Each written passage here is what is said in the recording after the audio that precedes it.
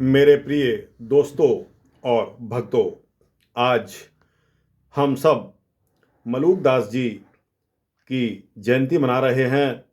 दोस्तों, यह अंश मैंने मलूक दास जी के बारे में छापे गए ग्रंथ, जो कि मलूक दास जी की पीठ पर आजकल संत राजेंद्र दास जी महाराज, जो कि वृंदावन में विराजमान हैं, उनकी कृपा से मलूक दास जी की वाणी का अंश अंश करके जगह जगहों से इनके वाणी के अंश एकत्रित करके महाराज श्री राजेंद्र दास जी ने यह पुस्तक का विमोचन किया। मैं उनका बहुत बहुत शुक्रगुजार हूँ कि उन्होंने इतना सुंदर संकलन, जो कि संत मलूक दास जी की वाणी का है, इस ग्रंथ को तैयार करने में दिलचस्पी दिखाई और अपना अमूल्य समय देकर इस ग्रंथ को हमारे लोगों के लिए पढ़ने के लिए प्रकाशित किया। तो दोस्तों, आइए मलूक दास जी के कुछ जीवन के अंश के बारे में मैं अपने विचार आपके साथ साझा करता हूँ। उम्मीद करता हूँ कि आपको पसंद आएंगे। दोस्तों, मलूक दास जी ने जिस युग में जन्म लिया, उस समय समाज सांप्रदायिक और जातीय आधार पर बटा हुआ था। राजसत्ता विधर्मियों के हाथ में थी। जो हिंदू अनेक प्रकार के अत्याचार करते थे, मलूक दास जी ने अनेक बार मानवता का विनाश होते देखा था, मनुष्य को प्रताड़ित होते और उपेक्षित होते देखा था। उनका सर्वग्राही हृदय इस अनाचार को देखकर अत्यंत विचलित होता था। धार्मिक क्षेत्र में भी स्थिति कुछ विचित्र ही थी। यद्यपि गीता में भगवान श्री कृष्ण ने ज्ञान कर्म योग समुच्चय के रूप में सामव्यात्मक उपदेश दिया, जिसके साथ भक्ति योग का भी पुट आ जाने के कारण शुद्ध निष्काम भावनापूर्ण आचरण करने का एक सरल मार्ग निकल आया था, परंतु आगे चलकर उसका भी ठीक ठीक अनुसरण नहीं किया जा सका और पौराणिक युग के आते आते जिस समय प्राचीन धार्मिक साधना का विकास होना चाहिए था, अवतारवाद एवं तंत्रोपचार की पूजन पद्धति के प्रभाव में पड़कर उसने एक नितांत नवीन रूप धारण कर लिया। इसके आगे भी बहुत दिनों तक अनेक मतवादों का जंजाल निर्मित होता चला गया, जिससे दूर करके धार्मिक स्थिति को सुधारने के लिए प्रयत्न अनेक महापुरुषों द्वारा किए गए। मलूक दास उसी परंपरा में लोकोत्तर आचरण के माध्यम से लोक मंगल स्थापित करने के उद्देश्य से शरणागति, गो संत सेवा, समभाव, अजात शत्रुता, निर्भिमानता, भय त्याग, निष्काम भक्ति आदि सद्गुणों के द्वारा संत शब्द के वास्तविक अर्थ को चरितार्थ करते हुए सदाचार, परोपकार तथा विवेकशीलता के भाव से युक्त जन कल्याण के कार्य में लगे रहे। आज के युग में जहां जातीय समीकरणों के आधार पर राजनीति चलती है, धार्मिक संख्या के आधार पर प्रभाव वर्ग मानते हैं, परस्पर सामाजिक समरसता का नितांत अभाव है, समाज में विद्वेष, वैमनस्य, स्पंदन, शून्यता का गहन संकट बना हुआ है, धार्मिक क्षेत्र में दिखावा तथा आडंबर एवं प्रचार का अत्यधिक प्रभाव है। भौतिकतावादी युग में आध्यात्मिकता का दिखावा मार्ग रह गया है। तीर्थों के प्रति आकर्षण बढ़ गया है, परंतु पावित्र्य भाव क्षीण हुआ है। आयोजनों की विशालता पर बल दिया जाता है। भावना की सात्विकता अत्यंत अल्पज्ञ होती जा रही है। हिंसा, घृणा का भयावह वातावरण है। ऐसे युग में तथा इन परिस्थितियों में क्या मलूक दास जी प्रासंगिक हैं, या उनके विचारों से क्या समाज जाति को कोई लाभ प्राप्त होगा? यदि इस विषय में गंभीरतापूर्वक विचार करें तो हम पाएंगे कि वर्तमान समाज कितना विकसित होता जा रहा है, उतना ही अधोगामी भी होता जा रहा है, जहां वैश्वीकरण तथा विश्वग्राम की संकल्पना के आधार पर सारा संसार एक होता जा रहा है। व्यक्ति देश की सीमाओं को तोड़कर विश्व नागरिक बनने की होड़ में लगा हुआ है। वहीं भारतीय समाज जातिगत भेद उपभेद के चक्रव्यूहों में फंसकर स्वयं ही अपने बुने हुए मकड़ जाल में फंसता जा रहा है। उच्च वर्ग निम्न वर्ग का यह भेद समाज को विभाजित ही नहीं कर रहा, अपितु खंडित भी कर रहा है। दलित विमर्श जैसे आंदोलनों ने विभिन्न वर्गों का घृणा का प्रचार किया है।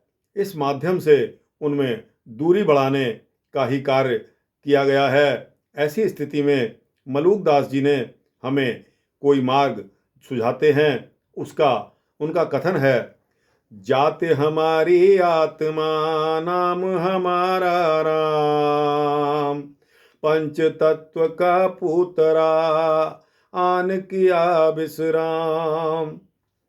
जात हमारी आत्मा नाम हमारा राम, पंच तत्व का पुतरा आन किया विश्राम। वसुदैव सर्वम का यह भाव यदि सभी स्वीकार कर लें, अर्थात सब में एक तत्व ही विद्यमान है, केवल आकार भेद है परंतु तत्व भेद नहीं, इस भाव को स्वीकार करते ही सभी प्रकार के अंतर स्वतः ही विलीन हो जाते हैं और समरसना स्थापित हो जाती है। इस दोहे के माध्यम से मलूकदास जी ने ऐसा सूत्र प्रदान किया है, यदि उसको हृदयंगम कर लिया जाए तो विश्व में व्याप्त हिंसा, युद्धों का वातावरण, धार्मिक उन्माद, सामुदायिक दंगे एवं जातिवादी विभेद आमूल समाप्त हो जाएंगे। जाति, वर्ण, धर्म के संकीर्ण विचारों की सभी रेखाएं पल भर में मिट जाएंगी, यदि हम यह स्वीकार कर लें कि मूल रूपेण मनुष्य पंच तत्व से ही निर्मित है और अंत में उसे इन्हीं पांच तत्वों में विलीन हो जाना है, चाहे प्रक्रिया कोई भी हो। मलूकदास जी ने इन विचारों में अपना आत्मसात करने की आवश्यकता पर जोर दिया है। इस भाव को और अधिक स्पष्ट करते हुए संत मलूकदास जी कहते हैं, नाम हमारा खाक है, हम खाकी बंदे, खा कहीं ते पैदा किए, अति गाफिल गंदे। नाम हमारा खाक है, हम खाकी बंदे, खा कहीं ते पैदा किए, अति गाफिल गंदे। कबहू न करते बंदगी दुनिया में भूले, आसमान को ताकते घोड़े चढ़ भूले। हर पल तिसको याद कर जिन वजूद संवारा, सब खाक दर खाक है कुछ समझ गंवारा। हर पल तिसको याद कर जिन वजूद संवारा, सब खाक दर खाक है कुछ समझ गंवारा। वर्तमान काल में भारत में धार्मिक कट्टरता तथा विद्वेष अत्यधिक बढ़ता चला जा रहा है। राजनीति में ध्रुवीकरण के परिणाम स्वरूप दो धर्म परस्पर अविश्वास तथा संदेह के वातावरण में जी रहे हैं। तथाकथित धार्मिक नेता भी अपने स्वार्थों से प्रेरित होकर राजनीति में फंसे हुए हैं तथा समाज को विखंडित करने में लगे हुए हैं।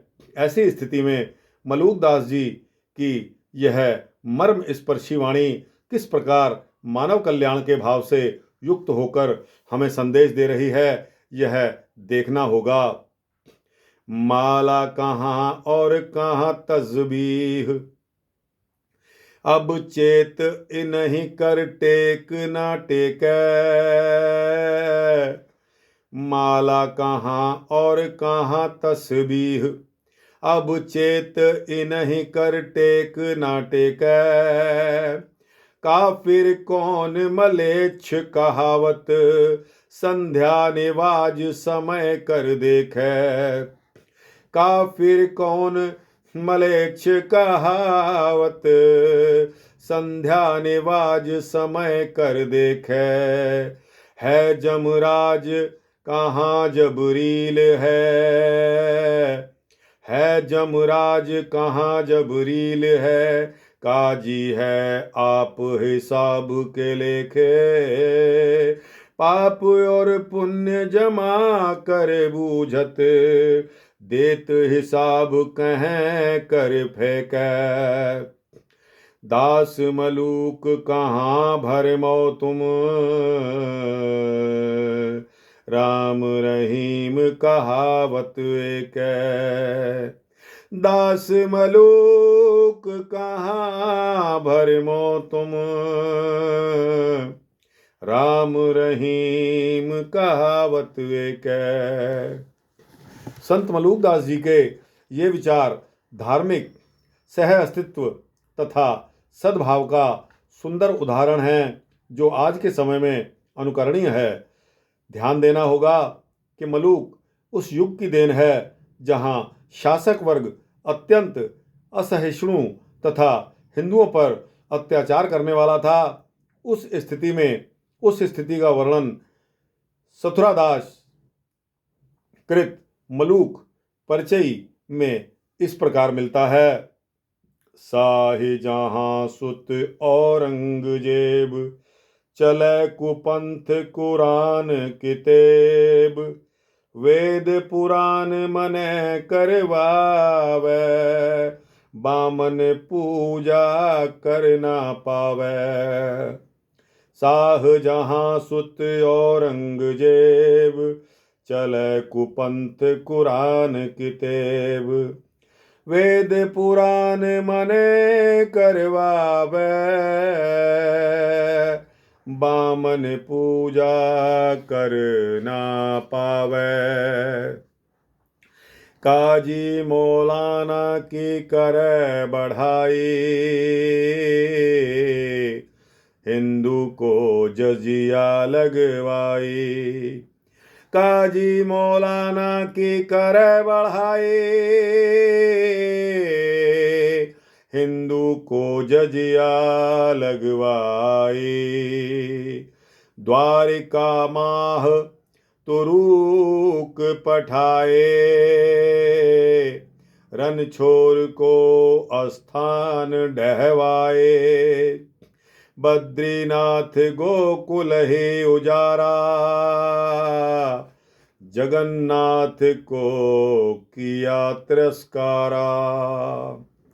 द्वारका माह तुरुक पठाए, रणछोड़ को स्थान डहवाए। बद्रीनाथ गोकुल ही उजाड़ा, जगन्नाथ को किया तिरस्कारा। तत्कालीन शासकों के अत्याचारों का विवरण विस्तार से मलूक दास जी ने परिचय में दिया गया है। साधुओं पर अत्याचार, धार्मिक स्थानों का विखंडन, साधुओं की जमात पर प्रतिबंध, धार्मिक नेताओं का वध इत्यादि अनेक ऐसे दुष्कृत्य थे जो मुगल शासकों ने किए। मलूक दास जी इन सभी घटनाओं के प्रत्यक्षदर्शी रहे हैं। उन्हें स्वयं औरंगजेब ने बंधुआकर महल में मंगवा लेने के लिए सिपाही भेजा था। उसके उपरांत भी मलूक दास के हृदय की विशालता का ही परिचायक है कि उन्होंने कहा कि राम रहीम कहावत एक। आज के युग में इस हृदयगत विशालता की आवश्यकता है, जो मनुष्य को संकीर्णता और शुद्धता से मानस को बाहर निकालकर स्वपर के भेद के से मुक्त होकर एक स्वच्छंद समाज का निर्माण करने में सक्षम हो सके।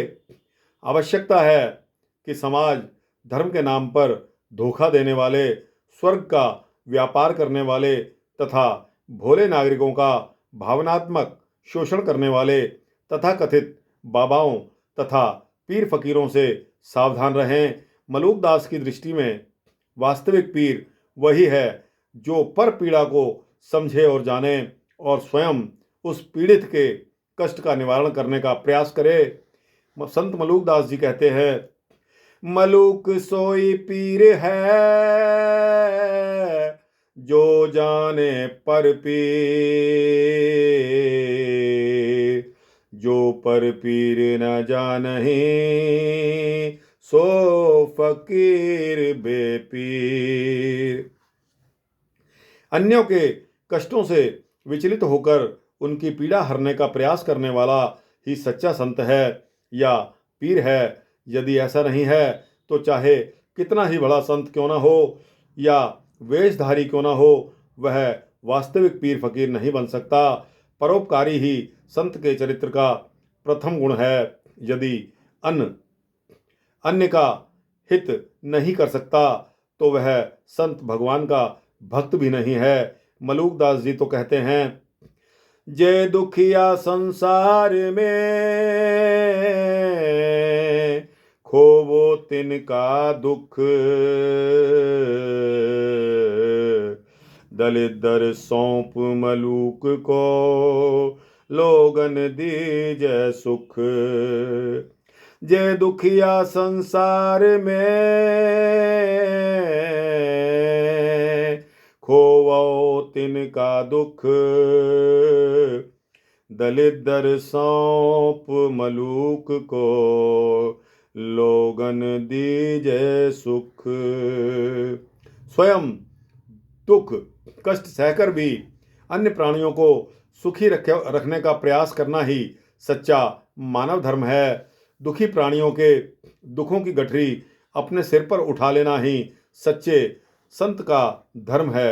मलूकदास जी की वाणी में दोनों परिवेशों का चित्रण है। मनुष्य के आंतरिक परिवेश की परिशुद्धता तथा पवित्रता की चिंता तो प्रायः सभी संत भक्त कवियों ने की है। जहाँ विकारों को दूर करके मन को निर्विकार करने, सुख दुख में सम रहने तथा असंगता पर बल दिया है, वहीं प्रकृति तथा अन्य जीवों से जो हमारा संबंध है उसके अनुरूप ही प्रकृति को आत्मवत स्वीकार करते हुए उसकी सुरक्षा तथा संरक्षण पर भी बल दिया गया है। यदि हम यह मानते हैं कि हमारा निर्माण 5 तत्वों अर्थात पृथ्वी, आकाश, जल, वायु तथा अग्नि से हुआ है, तो हम स्वयं को पर्यावरणविद कहकर गर्व ना करें, क्योंकि इनकी सुरक्षा का अर्थ है हम अपनी ही सुरक्षा चाहते हैं।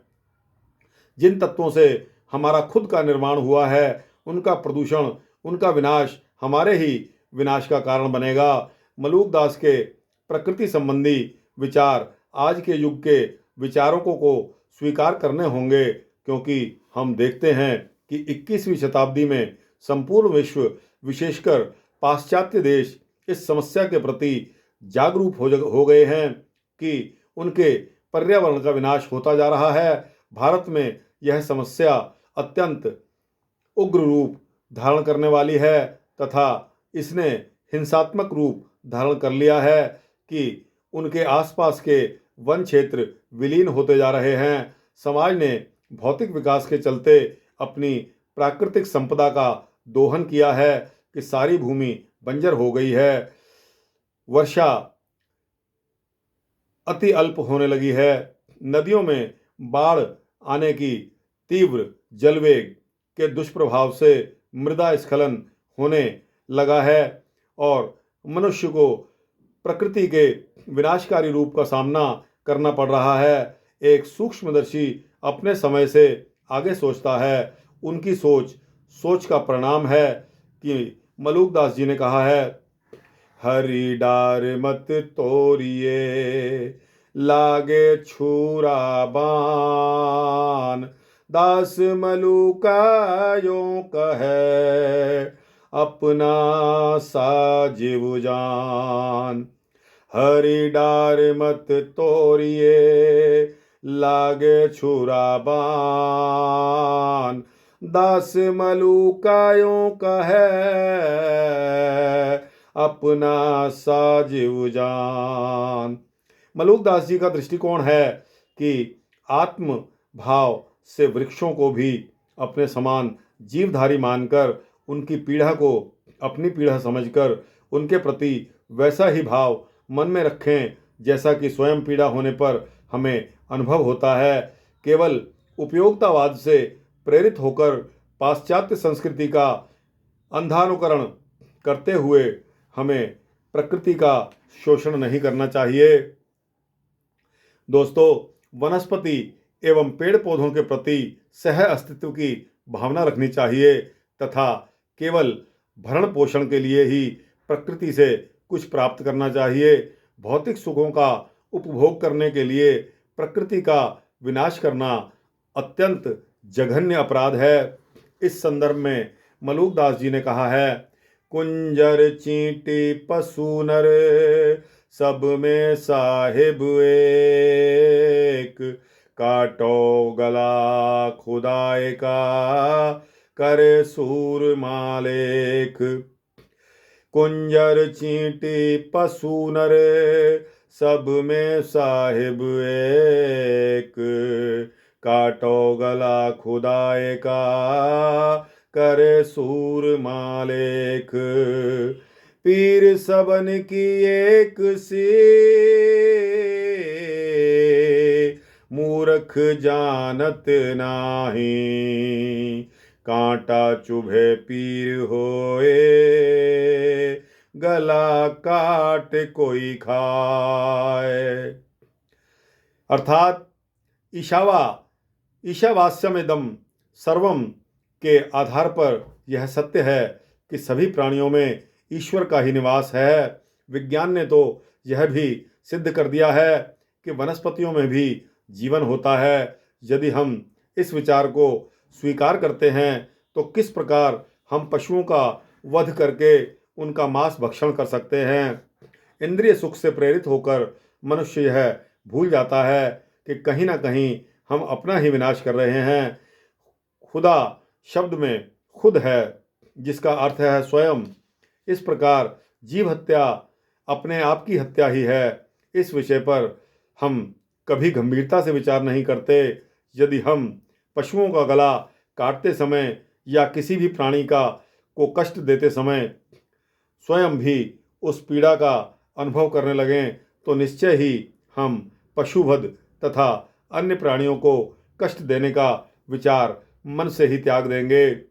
श्री मलुक दास जी किसी भी प्राणी की हिंसा का सहन नहीं करते। फिर सनातन वैदिक मानव जाति का आश्रय मूल गोमाता की हिंसा कैसे सह सकते थे। मलुक दास जी की प्रासंगिकता के विषय में विचार करते समय जहां हम सामाजिक, धार्मिक, प्राकृतिक विषयों में उनके आधुनिक विचारों से अवगत होते हुए वही वर्तमान काल में जो सबसे बड़ी समस्या है उस पर भी विचार कर लेना चाहिए। आज का मानव जिन परिस्थितियों में जी रहा है उनमें वह सदैव कुंठा, अवसाद, तनाव, चिंता को ही पालता है। इन सब का कारण भी उसकी भौतिकतावादी सोच तथा भोगवादी जीवन शैली है। प्रायः नगरों के जीवन में इन मानसिक विकृतियों का प्रभाव अधिक है। संतों ने जहाँ प्रकृति को बचाने, उसका सम्मान करने, उसका संरक्षण करने का विचार प्रस्तुत किया है, वही मानव को प्रकृतिस्थ करने का प्रयास भी किया है। क्रोध, ईर्ष्या, लोभ, ब्रह्माचार तथा आडंबर, संग्रह वृत्ति, लोभ, लालच आदि दुर्गुणों से बचाने तथा उसके मानसिक स्वास्थ्य की रक्षा करने का भी सुंदर प्रयास किया है। इस संदर्भ में मलुक दास जी ने कहा है, उनका विचार है, क्रोध तो काला नाग है, काम तो परगट काल। आप को ऐंचते कर डाला बेहाल। क्रोध तो काला नाग है, काम तो परगट काल। आप को ऐंचते कर डाला बेहाल। क्रोध तो विषधर सर्प के समान भयंकर है तथा काम तो साक्षात काल ही है। ये दोनों ही मनुष्य अपने ओर खींचते हैं। मनुष्य को उनसे प्रभावित हुआ व्यक्ति अत्यंत बेहाल हो जाता है। क्रोध में वह सर्प के समान फुंकारता है तथा काम उसे जीवित ही कालवश कर देता है। धन का लोभ तथा कामनी का संसर्ग दोनों ही अवसाद और दुख के कारण हैं। यह मीठी छुरी के समान है। व्यक्ति कटता रहता है परंतु उसे इस बात का आभास तक नहीं होता। इसलिए यहाँ मलूकदास जी ने कहा है, एक कनक और कामिनी ये दो बट मार, मीठी छुरी लाई के मारा सब संसार। एक कनक और कामनी ए दो बट मार, मीठी छुरी लाई के मारा सब संसार। इस शरीर का गर्व नहीं करना चाहिए। इस देह की आसक्ति का क्या लाभ है। मलूकदास जी मनुष्य को चेतावनी देते हुए कह रहे हैं, फरमा रहे हैं, रे मन तन का गर्व कहाँ, कहाँ देह का प्यार।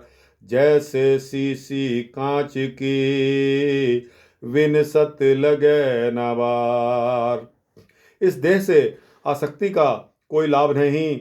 देह तो शरणशील है, यह नष्ट हो जानी है, उसका तो विनाश निश्चित है। कांच की शीशी हाथ से छूटते ही पल भर में विनष्ट हो जाती है। उसकी प्रकार आयु पूर्ण होने पर यह देह समाप्त हो जाती है। अतः असार, असत्य तथा नाशवान वस्तु से प्रेम करना, उसे अपनाना, अपना मानना मूर्खता ही है। दोस्तों, बहुत अच्छे विचार हैं, लेकिन समय मुझे इजाज़त नहीं देता कि आगे चलूं। वृतांत बहुत ही सुंदर और रमणीक एवं मनोहारी है। दोस्तों, संत जी के जो उपलब्धियां हैं वो इस तरह की हैं कि आज वृंदावन में जो कोई भी जाता है संत मलूक पीठ के दर्शन अवश्य करता है। दोस्तों, यहाँ मैं आपको बता दूं कि संत मलूकदास जी की जो महानता है उसके बारे में अनंत कोटि ब्रह्मांड नायक सर्वेश्वर परात्पर परब्रह्म असंख्य कल्याण गुणगण निलय निखिल हेय प्रत्यनीक भक्तवांछा भक्तवत्सल शरणागत वत्सल कौशल्यानंदन वर्धन श्री मलूक पीठ जी विहारणी विहारी श्री नित्य साकेत विहारी जी महाराज की अहेतु की अनुकंपा से उन्हीं के प्राण प्यारे भक्त भक्ति काल की संत परंपरा के उडुराज सत्य प्रेम करुणा दया एवं जीव मात्र की भगवत भाव से सेवा करने वाले सेवा धर्म के मूर्त स्वरूप जगत गुरु द्वाराचार्य श्री स्वामी मलूकदास जी देवाचार्य जी महाराज का समग्र उपलब्ध वाणी साहित्य श्री मलूक वाणी के रूप में प्रकाशित होकर साधक जगत के समक्ष प्रस्तुत किया गया है। श्री भक्तमाल के टीकाकार श्री प्रियादास जी महाराज की उक्ति है, भक्तवाणी ही सो प्यार है, अर्थात भगवान को अपने भक्तों की निश्चल प्रेम परिपूर्ण वाणी अत्यंत प्रिय है। मलूकदास जी के संबंध में संत परंपरा में एक बात बहुत ही प्रसिद्ध है। श्री मलूकदास जी को बाल्यकाल में प्रथम भगवत साक्षात्कार हुआ, तब आपने प्रभु जी से क्या प्रार्थना की, आइए देखते हैं इस छोटे से वृतांत में। उसके बाद समाप्ति करेंगे। हठ कीनो हरि सो लो लायो, दया कर प्रभु दरस दिखायो।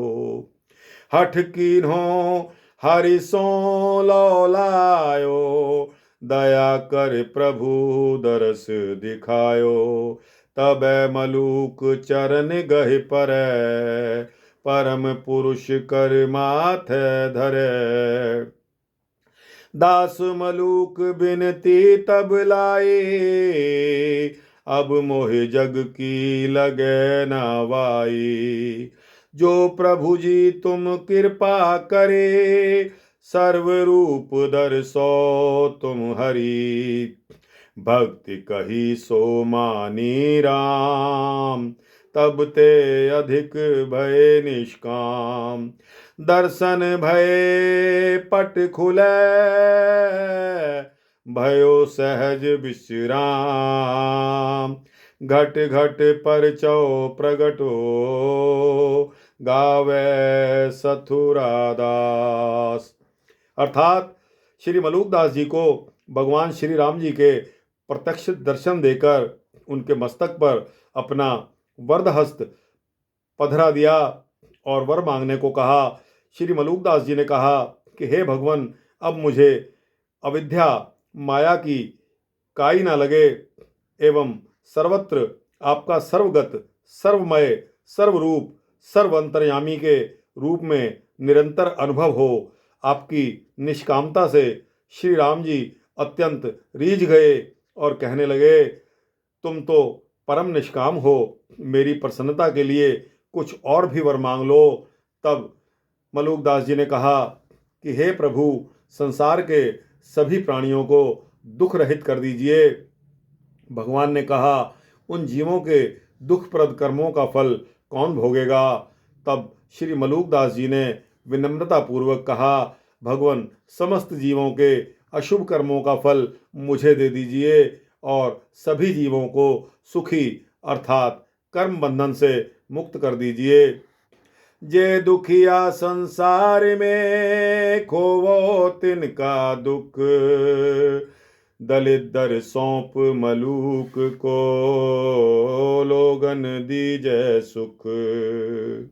तो दोस्तों, यह मलूक वाणी है। इस तरह की सोच कोई कोई इंसान, बहुत ही विरला इंसान होता है जो इस प्रकार की सोच रखता है। दोस्तों, हम लोगों में, आप में स्वार्थ, परमार्थ नहीं, सिर्फ स्वार्थ भरा हुआ है कि अमुक काम होना है, सबसे पहले मेरा काम होना चाहिए, चाहे मुझे किसी प्रकार का भी साम दाम दंड भेद क्यों ना अपनाना पड़े।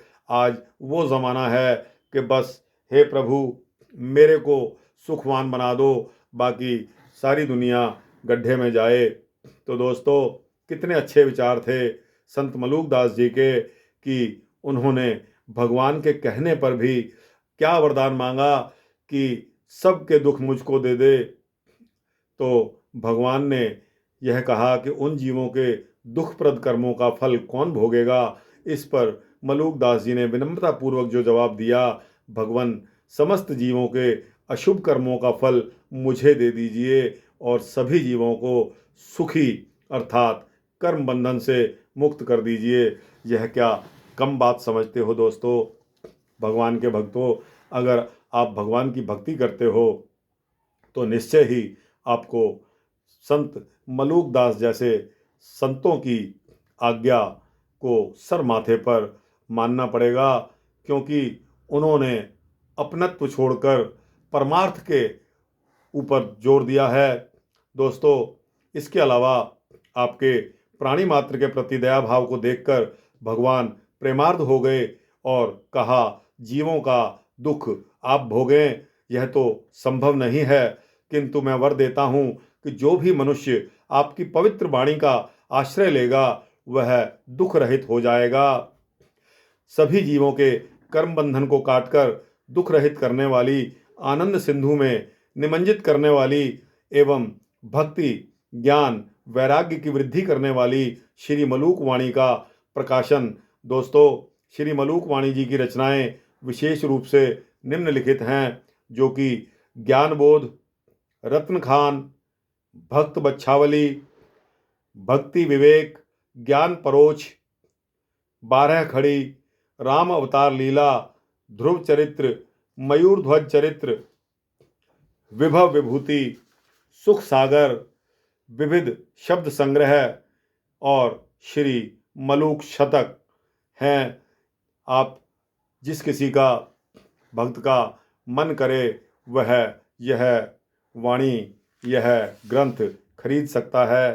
दोस्तों, इसकी खरीदने की जगह का स्थान भी मैं आपको बता सकता हूँ, जो कि इस ग्रंथ में ही दिया गया है। तो दोस्तों, इसकी मात्र कीमत 225 रुपये है। जिस किसी भक्त को यह चाहिए हो वह गोपाल गोवर्धन गौशाला, पथमेड़ा, जिला जालौर, राजस्थान से ले सकता है। अगर मथुरा से लेना हो तो श्री मलूक ग्रंथागार, श्री मलूक पीठ, वृंदावन, मथुरा, और इसका और दूसरा पता भी है खंडेलवाल पुस्तक भंडार, वृंदावन, उत्तर प्रदेश। तो दोस्तों, खंडेलवाल पुस्तक भंडार वृंदावन से या श्री मलूक ग्रंथागार, श्री मलूक पीठ, वृंदावन से आप यह ग्रंथ खरीद सकते हैं। वाणी अति सुंदर है, मनोहारी है, आपका परोपकार करने वाली है। दोस्तों, आज इस गद्दी पर विराजमान संत श्री राजेंद्र दास जी का भी मैं दिल से धन्यवाद करता हूँ कि उन्होंने अपना बहुमूल्य समय और धन लगाकर इस ग्रंथ की तैयारी में अपना योगदान दिया, अपना बहुमूल्य समय दिया। श्री मलूक वाणी की तरफ से आप सभी संतों को, सभी भक्तों को आप उनकी जयंती पर बहुत बहुत शुभकामनाएं। तो दोस्तों, आप में से कोई भी भक्त अगर यह जयंती मनाने जा रहा है तो वृंदावन में मलूक पीठ के दर्शन अवश्य करिए। आज मलूक दास जी की जयंती मनाई जा रही है। आप सभी भक्तों को बारंबार शुभकामनाएं। धन्यवाद। जय श्री राजेंद्र दास जी महाराज, जय श्री मलूक दास जी महाराज, जय श्री राम।